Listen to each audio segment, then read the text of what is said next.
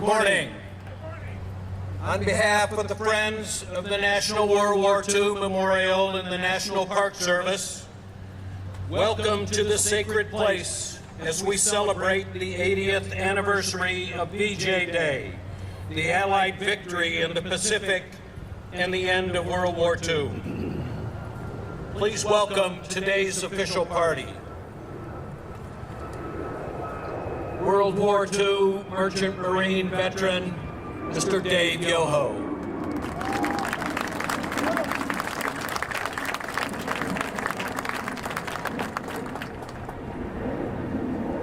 Dr. Kevin Grease, Superintendent, National Mall and Memorial Parks.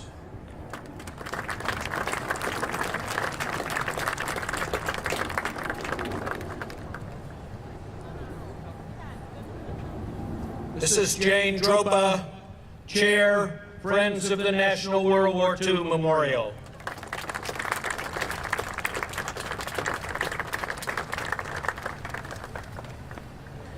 Mr. David Hatcher, Director, Sealift Support, Maritime Administration.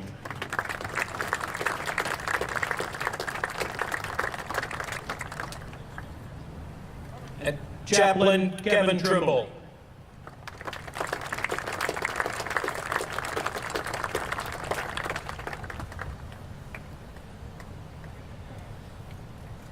Please rise for the presentation of colors by the United States Armed Forces Color Guard, the national anthem performed by the United States Marine Band, and the invocation by Chaplain Trimble.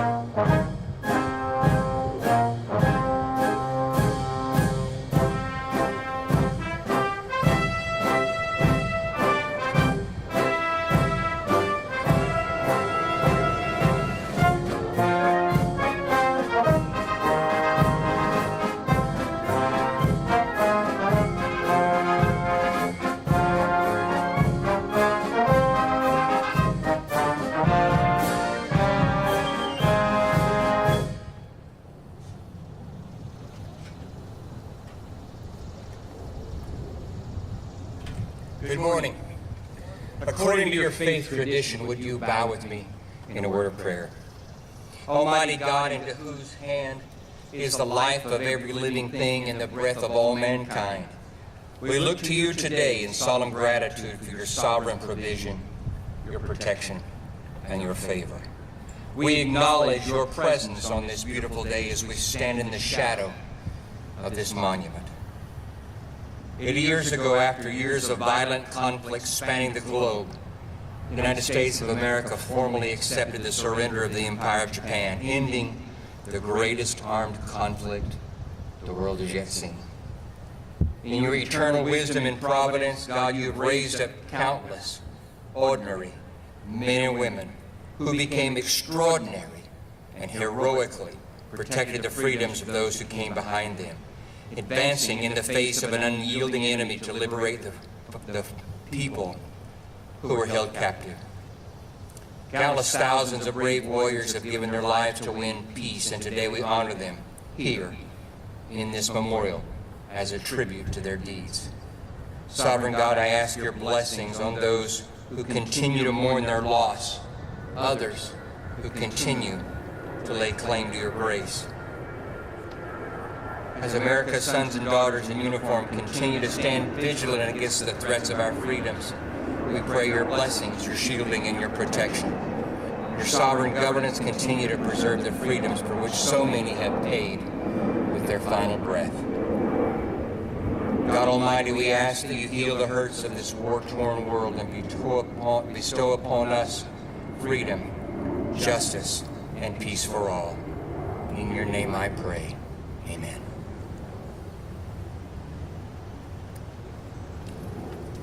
Please be seated.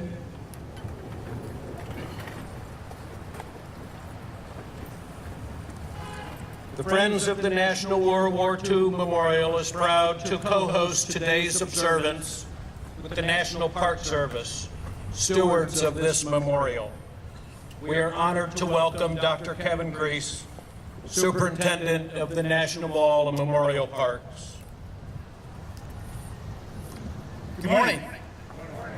Awesome. What great weather this is, huh? Before I begin, I'd like to just recognize fantastic honor guard, the service they perform every day for representing, respecting all of what we do for the nation. And our outstanding band, thank you very much for everything you do for these ceremonies.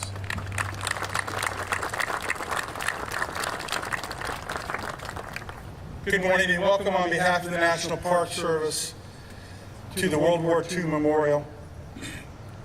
We mark the 80th anniversary of victory over Japan, which brought an end to the costliest conflict in human history. Names like Pearl Harbor, Coral Sea, Guadalcanal, Midway, and Iwo Jima, where American blood was spilled inch by inch to restore peace to the world. This memorial, dedicated to all who have served, are still with us today, and those we have lost and the families that sacrificed, honors all who have served in every theater of the war, and remembers those who gave their lives, and it recognizes the value and importance and the impact of the victory that restored freedom and ended the tyranny and evil that had beset the world. I want to thank the Friends of the National World War II Memorial, our partner and co-sponsor of today's event. The Friends are just that, friends to everyone, to the veterans that are here with us today, to the memories that have served. This group is passionate about what they do, why they support and serve. It is through their efforts that the event today could take place and we could honor the people that we've lost and the people that have served and shown through their example what excellence and great generation looks like.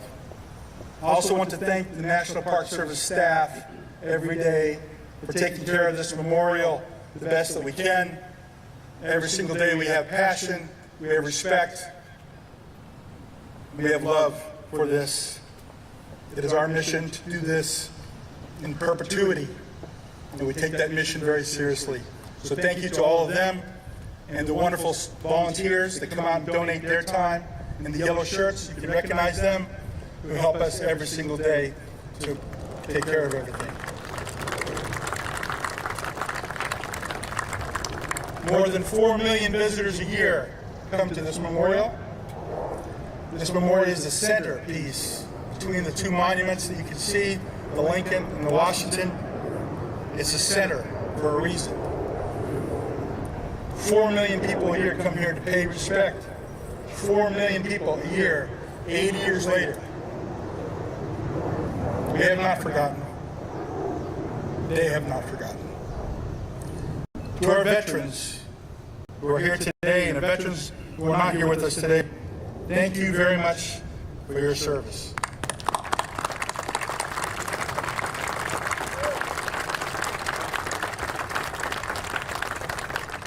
We are very honored at your presence, and glad you could be with us here today to share your stories, for us to recognize you in person, and to say thank you. No tribute can fully measure the magnitude of the sacrifice made by all the veterans, the ones that are here today, the ones that are not able to join us, the ones we've lost, and the families who were behind, remain behind, and the ones that lost loved ones.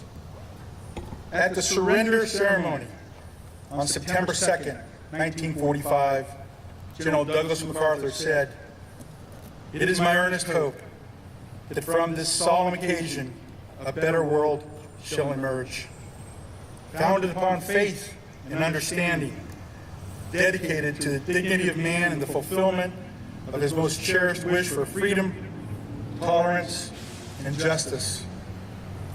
In a world still striving for peace and understanding, his words remain just as relevant today, if not more. Memorials like this are not just simply stone and bronze.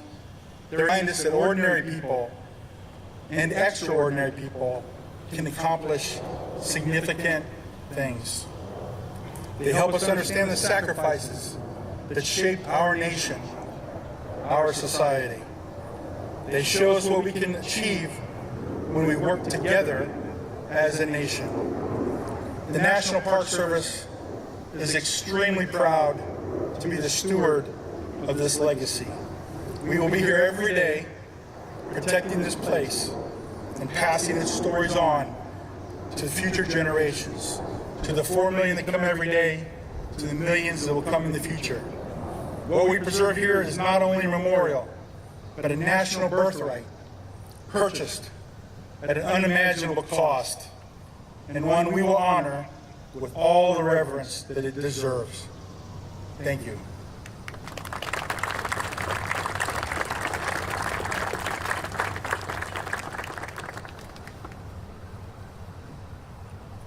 Founded in 2007, Friends of the National World War II Memorial is dedicated to honoring the greatest generation and preserving their legacy for future generations. Please welcome our chair, Mrs. Jane Dropa. Good morning. On behalf of Friends of the National World War II Memorial, I am deeply honored to welcome you this solemn and historic occasion, the 80th anniversary of VJ Day, the Allied victory in the Pacific, and the end of World War II. I want to begin by recognizing our valued allies, both of 80 years ago and today, our distinguished guests, Superintendent Grease and the National Park Service, members of the military, and all those who have gathered with us today. But most especially, I want to welcome and thank our World War II veterans.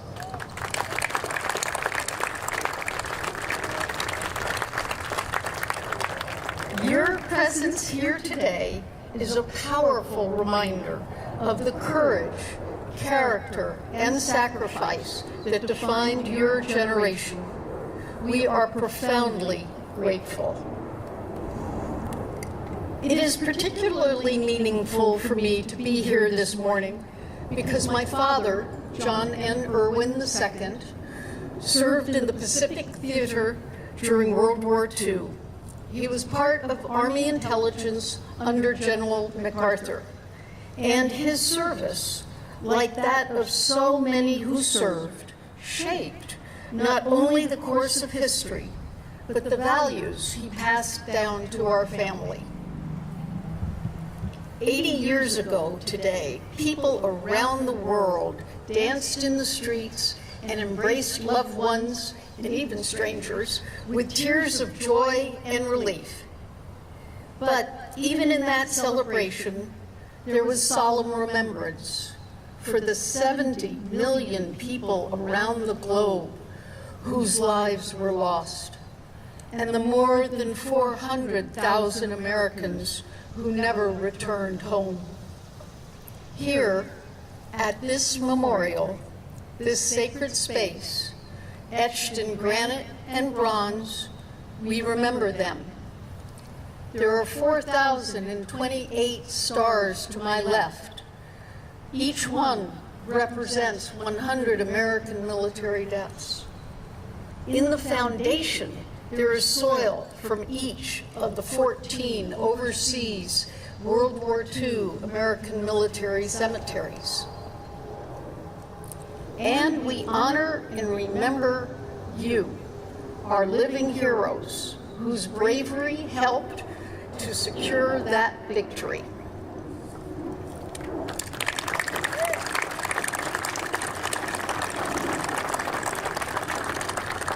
Today is not just a commemoration of the past, it is a call to the future, a call to preserve this memorial and what it stands for.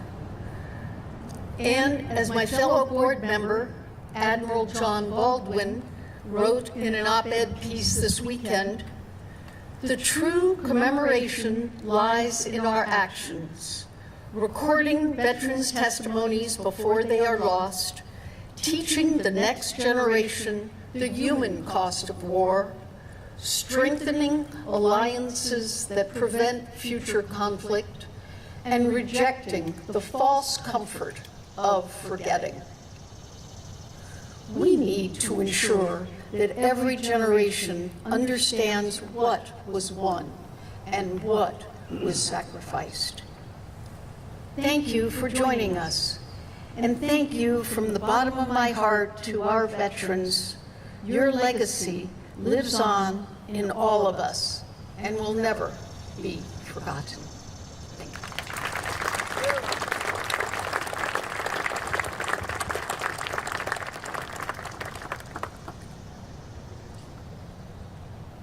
I'd now like to recognize the 36 members of the American Defenders of Bataan and Corregidor Memorial Society who are in attendance today. The flag you see displayed next to the arch on the Pacific side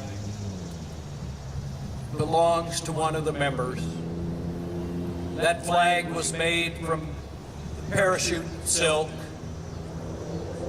of supplies dropped by B-29s after the Japanese surrender, and the flag was erected over the POW camp in Japan.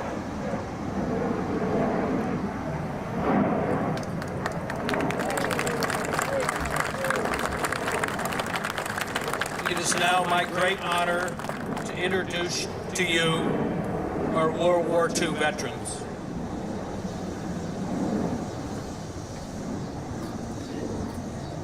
Mr. Dave Yoho. At just 16 years old, Dave Yoho joined the United States Merchant Marine and served aboard a T-2 tanker supplying combat ships in the South Pacific. The war ended days before his 17th birthday. Let us honor Mr. Dave Yoho.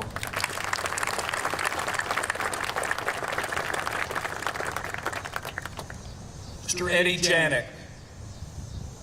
Eddie Janik joined the United States Navy at 16 and served with the Naval Shore Party during amphibious assaults on Peleliu, Leyte, and Lingayen Gulf. As a beach master, he kept order in the chaos of battle. He later served aboard the USS Okanagan during the Korean War. Let us honor Mr. Eddie Janik.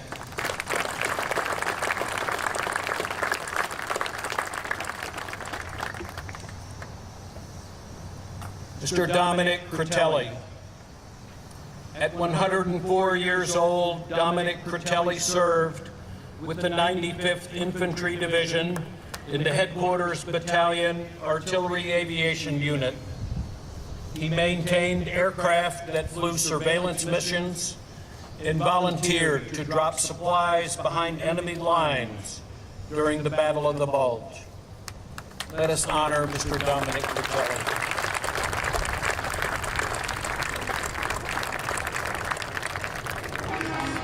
Mr. John Weiss. John Weiss served in the United States Navy from 1944 to 1946. Assigned to the Seabees in the Philippines, he helped build critical airfields to support the planned invasion of Japan. Let us honor Mr. John Weiss.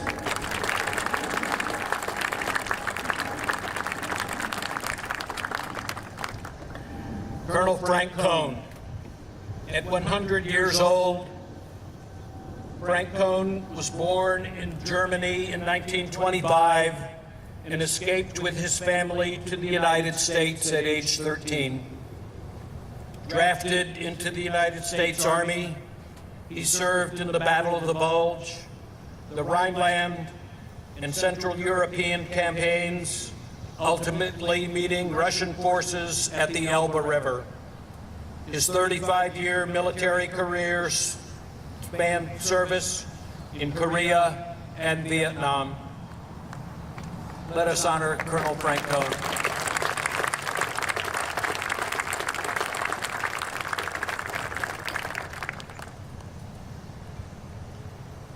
Lieutenant Commander Jeffrey Donahue.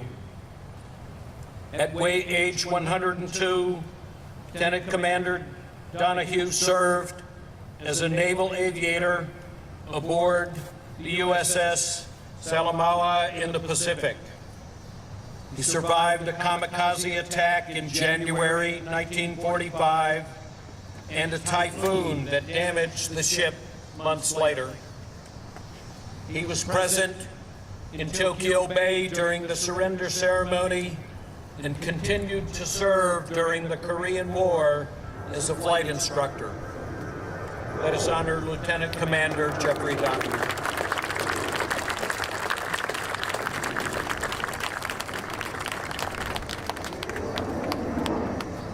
Mr. Bernard Duskin, Jr. Bernard Duskin served as a first lieutenant in the United States Marine Corps, flying 88 combat missions in the Solomon and Philippine Islands. He later served as a flight instructor and continued as a captain in the Marine Corps Reserve during the Korean War. Let us honor Mr. Bernard Duskin.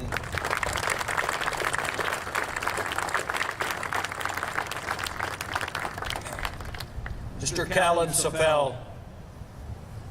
Born and raised in Washington, D.C., Callan Safel enlisted in the Navy at 17, served in the Pacific as an electrician's mate first class. Aboard a wooden-hulled degaussing ship, he supported mine-sweeping operations critical to fleet safety. Let us honor Mr. Callan Safel.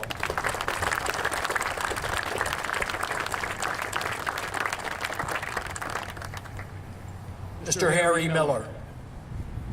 Harry Miller joined the United States Army at 16 and fought in the Battle of the Bulge with the 740th Tank Battalion attached to the 82nd Airborne Division. He later served at General MacArthur's headquarters during the Korean War and in Vietnam with the United States Air Force, retiring as a Senior Master Sergeant. Let us honor Mr. Harry Miller.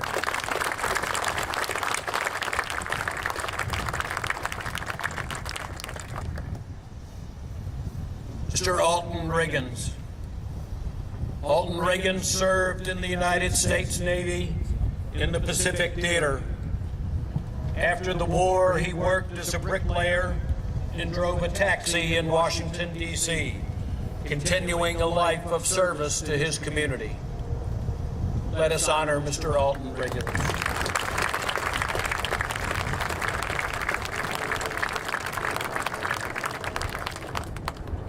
Mr. Dixon Hemphill. Dixon Hemphill joined the United States Navy in 1943 and served as a turret officer aboard the United States Little Rock. He later trained Taiwanese sailors in Shanghai and retired from the Naval Reserve as a lieutenant commander. Let us honor Mr. Dixon Hemphill.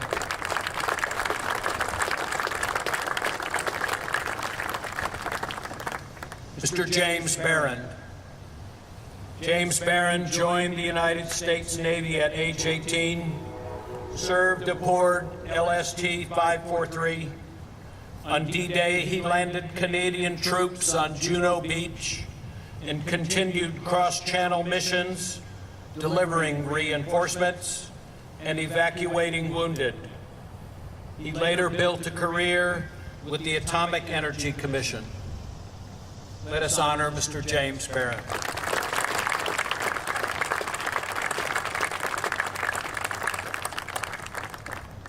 Mr. James Quinn. James Quinn joined the Merchant Marine at age 17, transporting supplies through dangerous waters to North Africa and France during the war. He later enlisted in the Navy, where he became a physical trainer and won the Tri-State Lightweight Golden Glove Championship. Let us honor Mr. James Quinn.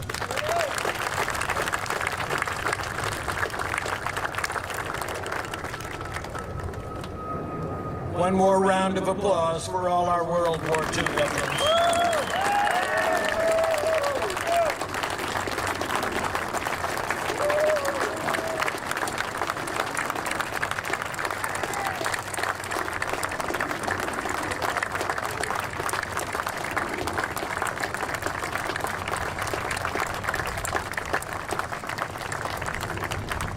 Now, please enjoy a special musical tribute to our veterans performed by the United States Marine Band.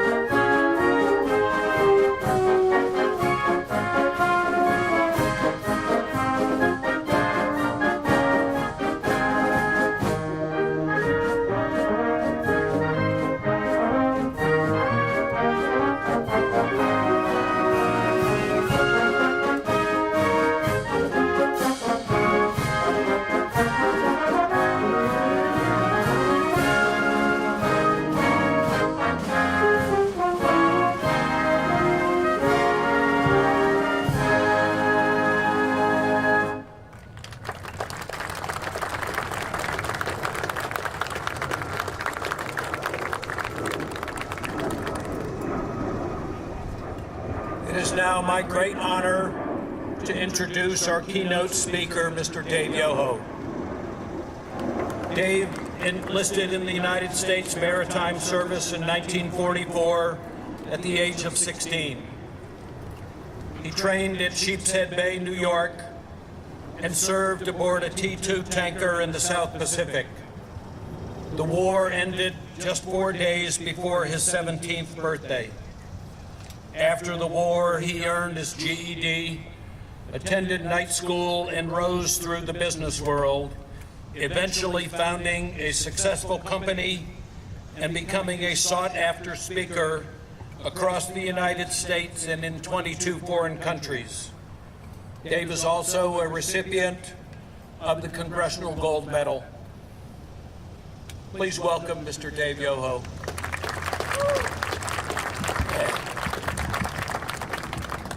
We are privileged by God to come at this age to be with you. We are privileged to know this sanctuary for those who gave their lives and those who maintain life with all kinds of challenges. We thank you, all of you, for making this possible. And we pay homage to this great, great memorial.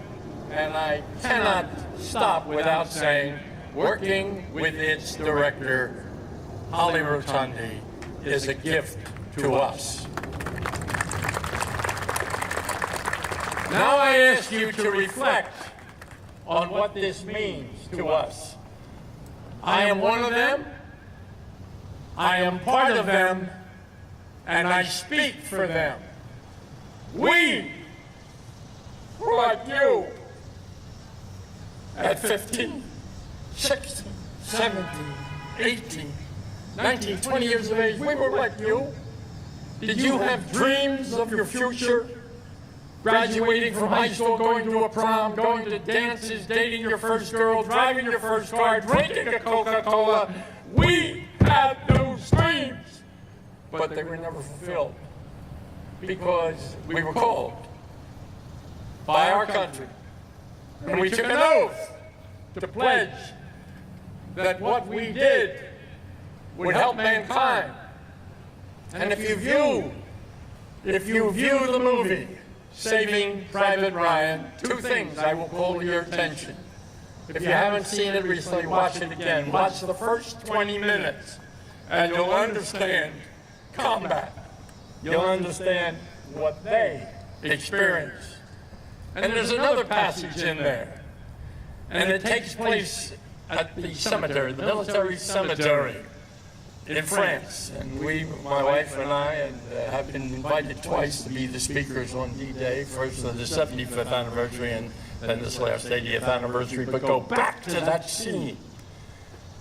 And an old man kneels before a cross in that cemetery, and he says these words: "Did I lead a worthy life?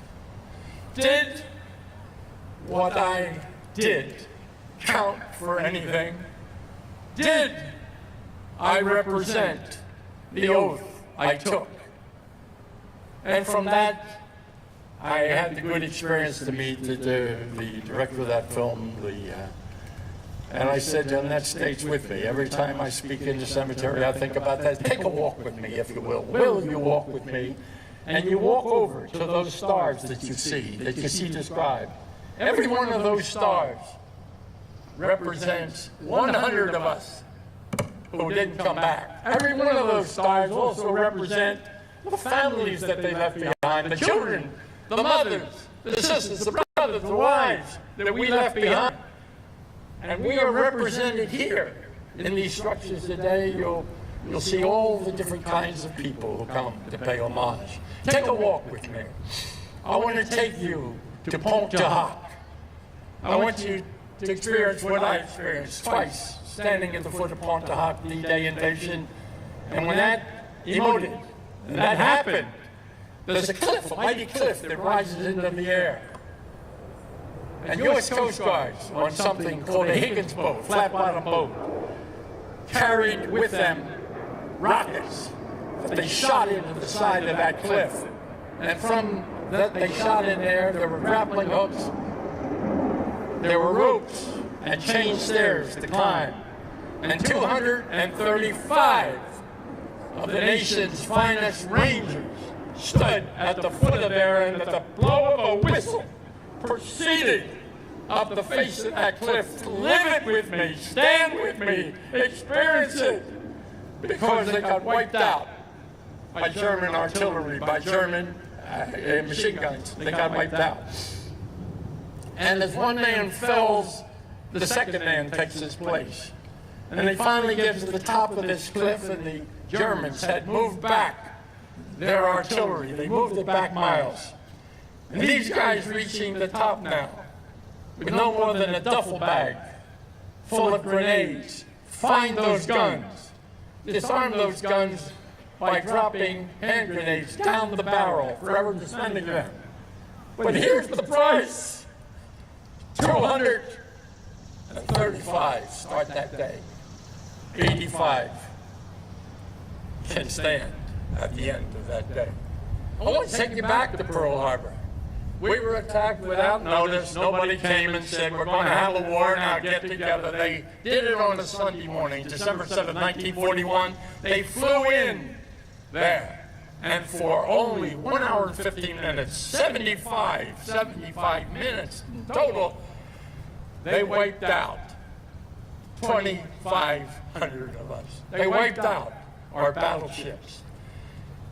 But let me tell you what they did. They made grave mistakes. Mistake number one, they came on a Sunday. We are pious people, not all of us, but those that were away. They were at church, or they had leave over that night. Mistake number two, the greatest part of our fleet were out on maneuvers, and none of their espionage picked that up. Mistake number three, they left the oil states. All the oil fields that fueled our ship, they left them standing. But number four, they unleashed a sense of patriotism, democracy, kindness, that, thank you very much. And they forgot that this was a country, all of us dedicated to taking an oath to do what we could do. And so they evoked something that caused us to recruit 60,200,000. Doesn't sound like much, but that was 12.5% of our population. We only had 130 million in at that time. They stripped us of our manhood. 12.5% of our population were sent to war. And the women, God bless the women, picked up the chores. A woman could not go into combat in World War II. But the women picked up the chores that we needed. They drove the buses, they drove the trucks, they drove the tanks. They did everything that men did in factories. And if it hadn't been for them, we could have never supplied the goods that we shipped. We shipped, hear me, 15 million tons of armament, clothing, food. 15 million tons, that's to Europe. We shipped 8 million tons to the Mediterranean. We shipped 13 million tons to the Pacific. And we sent 5 million tons to our allies in Russia. Now, how many of you know that history? Don't raise your hands, because it's not taught in your school system. And you will never experience what I'm about to tell you in any lectern in a school that tells you the sacrifice that were made. I look at these gentlemen, I complimented this morning. This is Finery at its best. This is Marine Corps at its best. This is Semper Fi at its best. What I think of Semper Fi, when our warriors were taken in to Iwo Jima, search that history and see what you will find. The Japanese people let us come in, the armies let us come in. Let our 2nd Marine Division climb those sandy hills, and then all hell exploded. And they were trapped there for over 40 hours. I want you to think about 40 hours without being able to go to a bathroom, without being able to eat, armed and expected to move forward. So when they tell you of the 440 of us that died, they leave out something in the teaching. Millions came home with a dread disease. Oh, we came home with malaria, bleeding ulcers. If you worked in the engine room of the ship, asbestosis that could turn into a worse disease.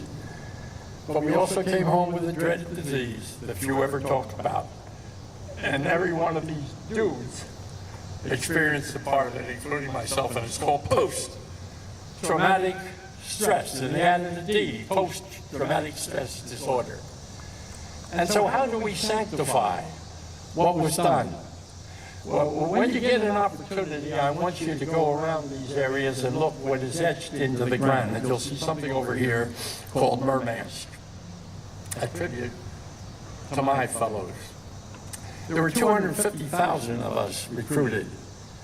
They were sinking ships so rapidly that in 1938, President Roosevelt, a wise commander-in-chief, said, "We will build a flotilla of ships and never be without the ships that we need." Don't forget, here we were in the United States. There was Europe, there was the Mediterranean, there was the South Pacific, there was Russia, and thousands of other little spots in the world that we were sent and did the job that we were asked to do. I'm not here to down anything that was ever done. My role here is to make you aware. The war was over. We had whipped them. We beat them at every stage in Europe. We had beaten them.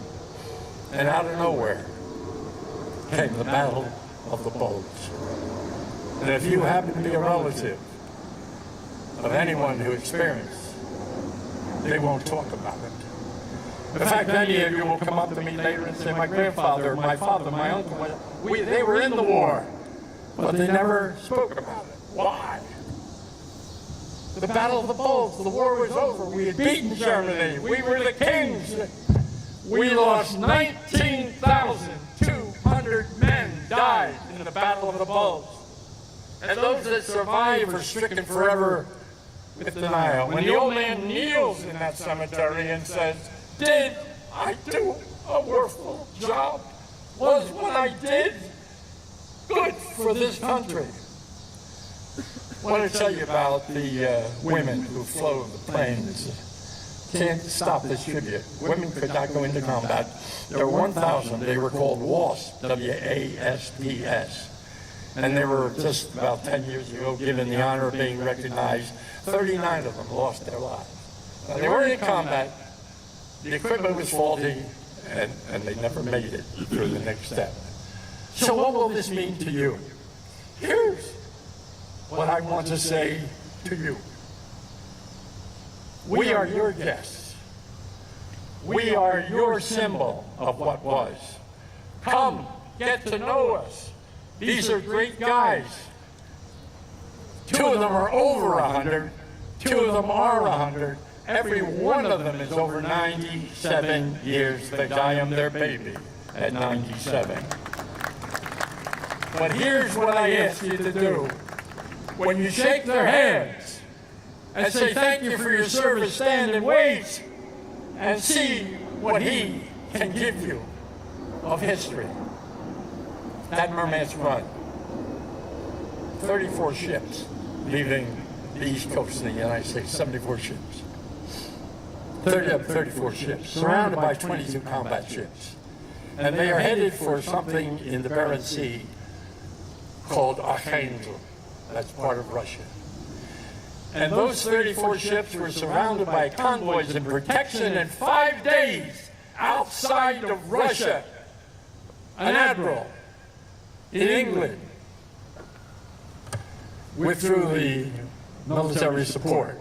And all that military support was pulled away and taken to another site because the greatest battleship then existing at the time, the Tirpitz, was housed in Norway. And they were concerned that ship was going to come out. And he made the decision. He was human. People make these decisions all the time. But now, the Barents Sea, 34 ships, 33 of them made it that far.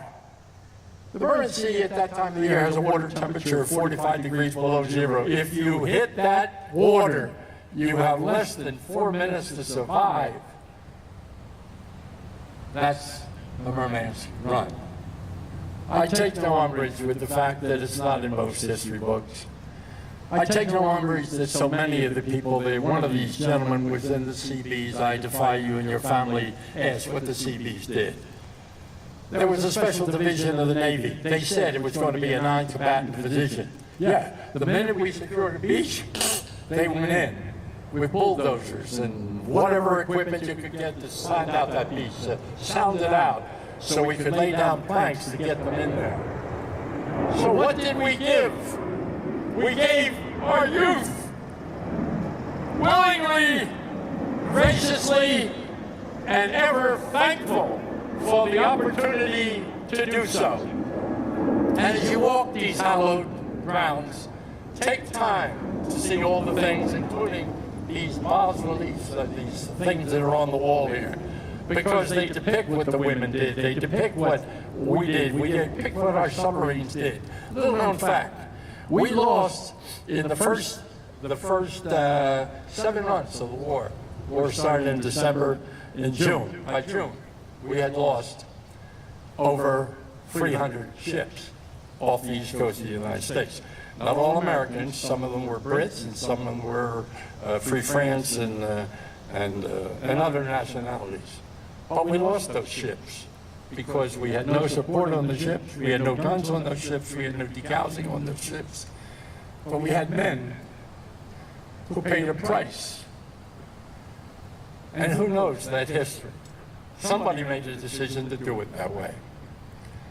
So in closing, I would like to remind you of this. War is not funny. War is not pleasant. The aftermath of war is not funny.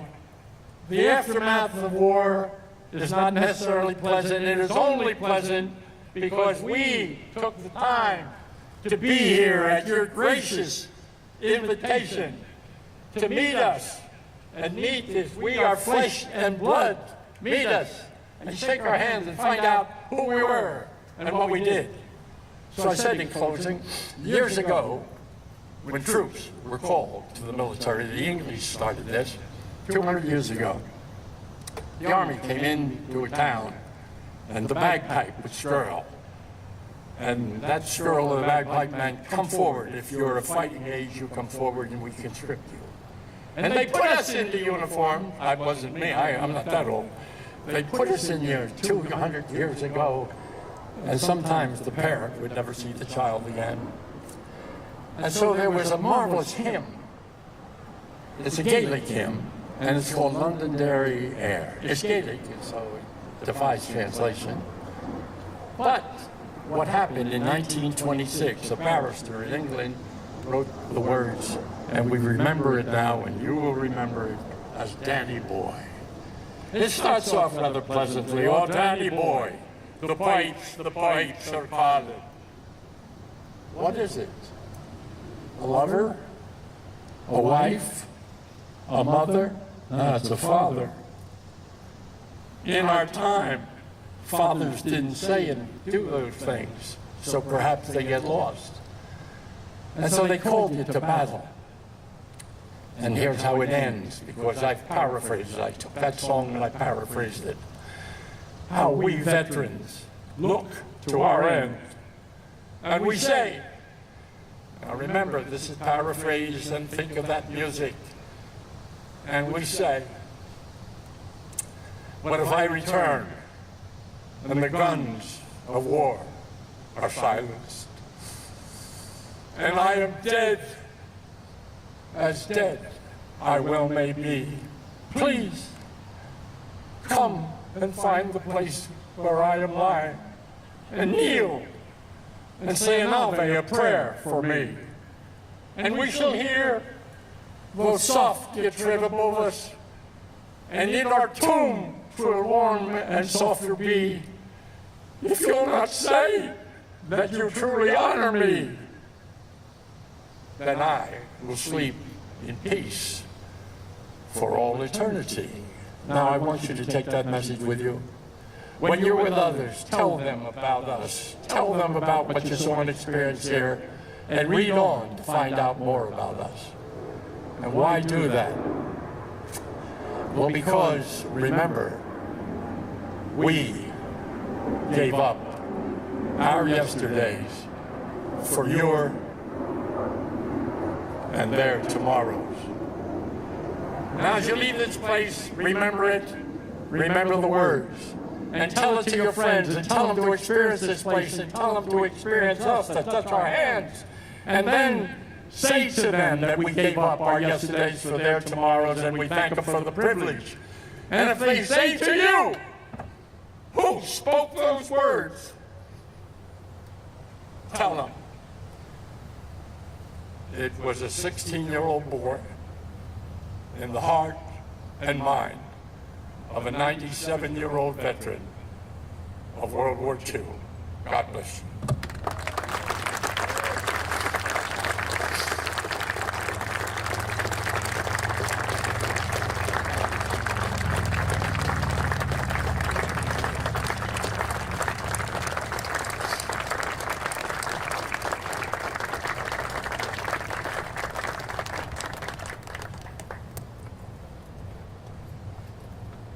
Ladies and gentlemen, please remain seated while we prepare for the official wreath laying at the Memorial's Freedom Wall.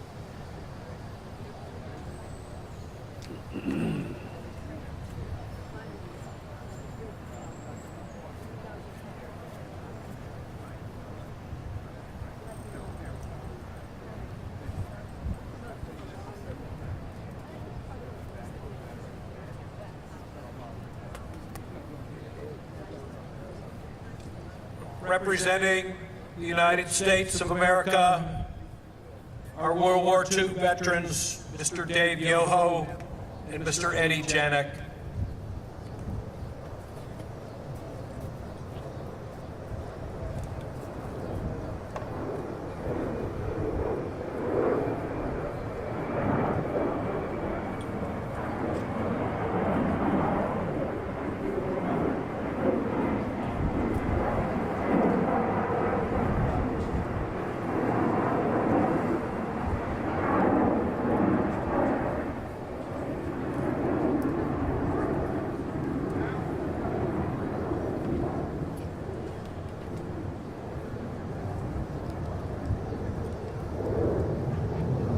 Representing the National Park Service, World War II veteran, Mr. Dominic Critelli, accompanied by National Mall and Memorial Park Superintendent, Dr. Kevin Grease.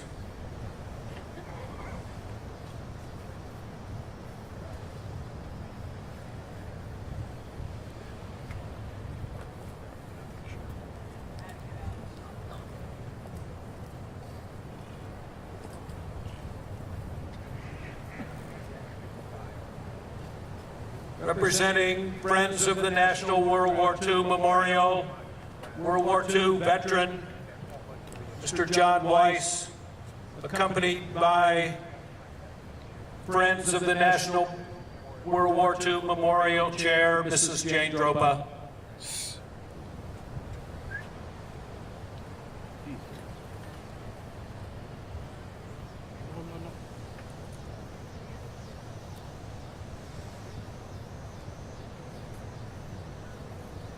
Representing the United States Army, World War II veteran, Colonel Frank Cohn, accompanied by Chaplain Kevin Trimble.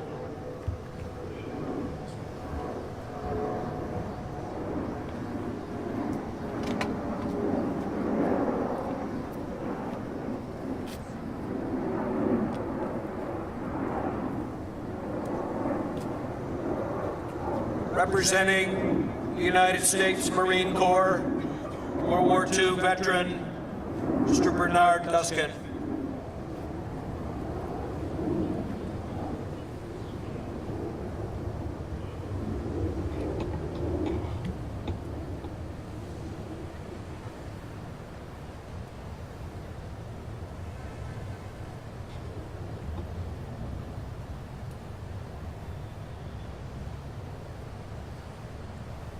Representing the United States Navy, World War II veterans, Lieutenant Commander Jeffrey Donahue and Mr. Callan Safel.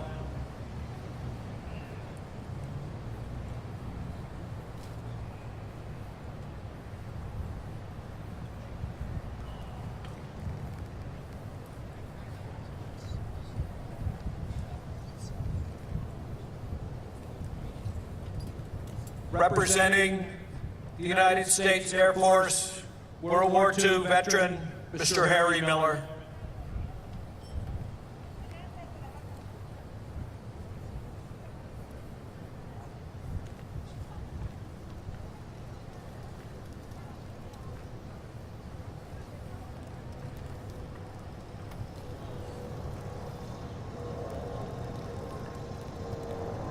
Representing the United States Coast Guard, World War II veterans, Mr. Alton Riggins and Mr. Dixon Hemphill.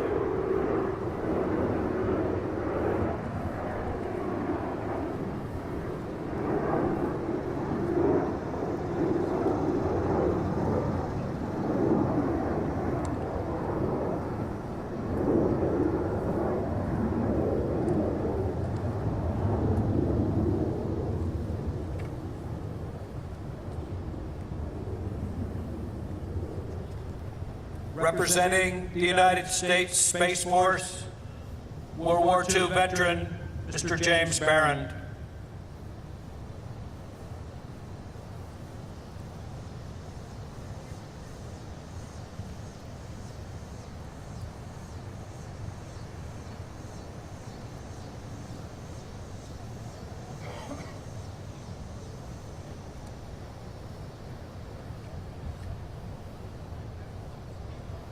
Representing the United States Merchant Marine, our Maritime Administration, Mr. David Hatcher, and Mr. Michael Griggs, accompanied by World War II veteran Mr. James Quinn.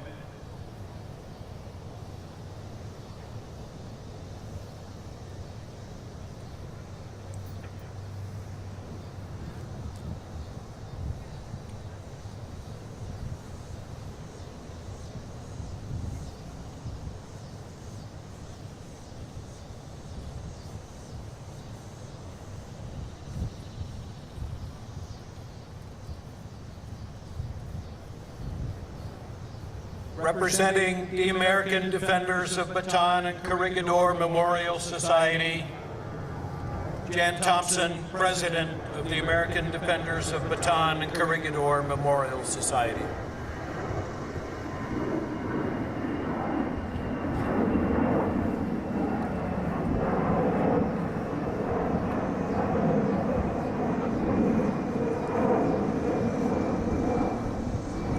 Please rise for the playing of taps.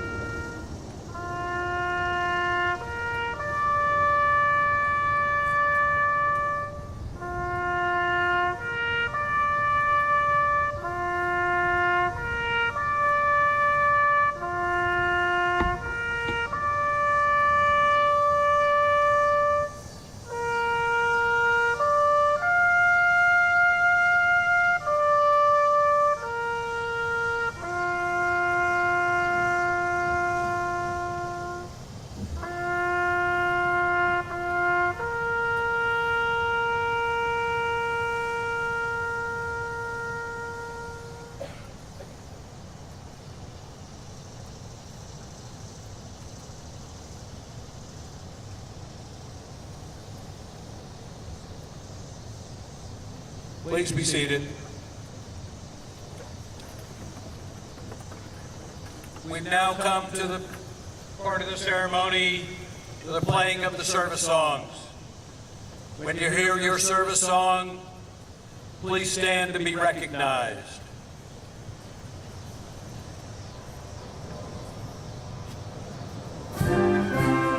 United States Merchant Marine.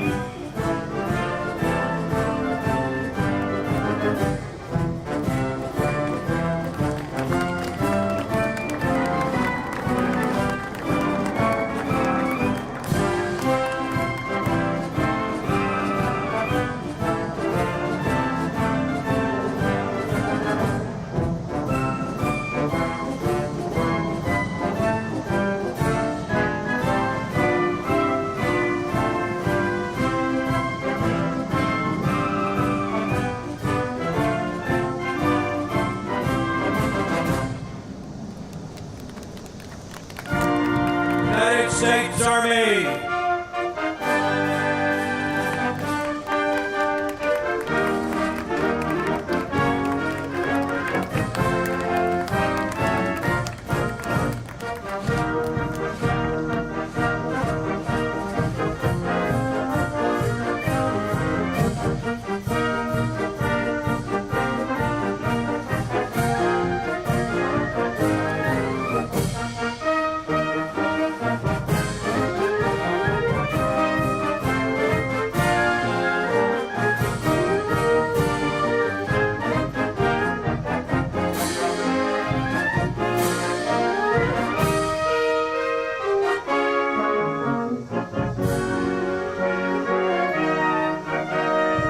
United States Navy.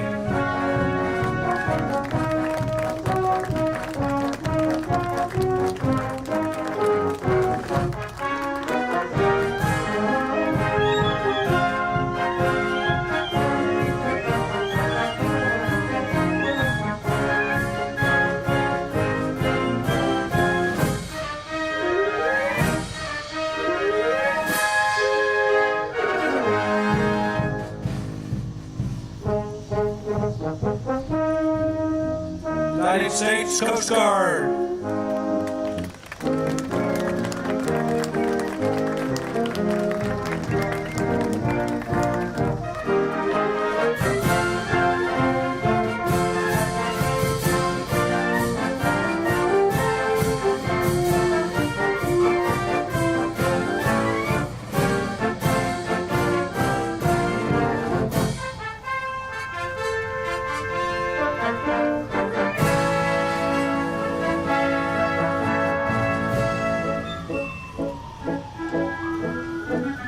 United States Air Force.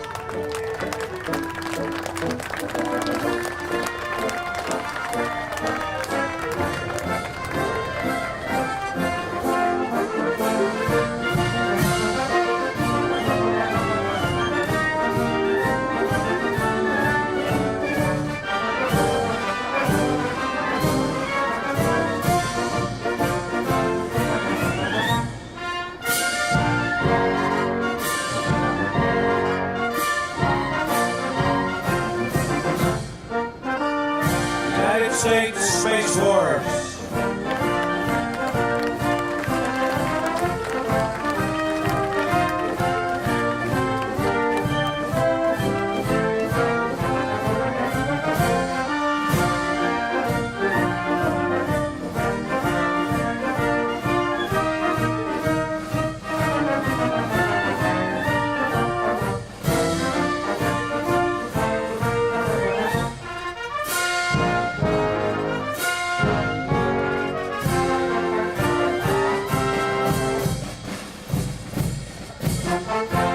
United States Marine Corps.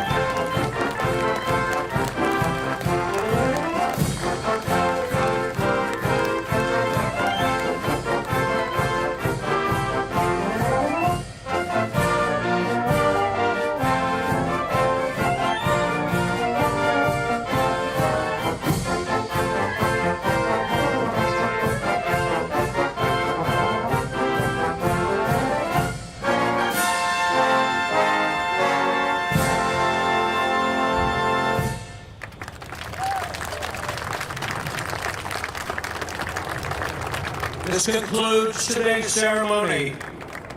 Thank you very much for joining us today as we mark the 80th anniversary of victory over Japan. May we carry forward the legacy of the greatest generation, honoring their sacrifice, preserving their stories, and dedicating ourselves to the ideals they fought to defend.